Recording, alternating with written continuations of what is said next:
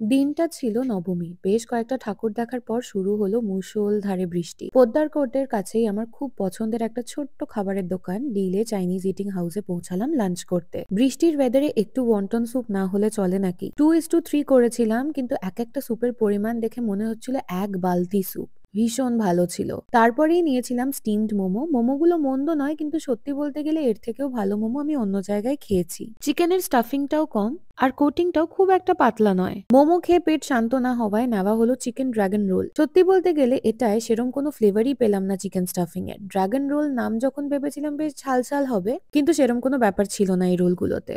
Mixed মেফু বা rice নুডলসটা ছিল অসাধারণ। ডিম, চিকেন, চিংড়িতে ভরপুর, জাস্ট টু গুড। মেফু এর সাথে নিয়েছিলাম sweet garlic prawns. Sweet and sour প্রনের মতো অতিরিক্ত মিষ্টি নয়, কিন্তু ঝাল ঝাল গার্লিক চিলি সসের সাথে একটা হালকা মিষ্টির ধাঁচ রয়েছে। দাম অনুযায়ী চিংড়ির সাইজগুলো যথেষ্ট ভালো। নবমীর প্ল্যানটা বৃষ্টি ভেস্তে দিলেও লাঞ্চটা কিন্তু সব মিলিয়ে মন্দ হলো না।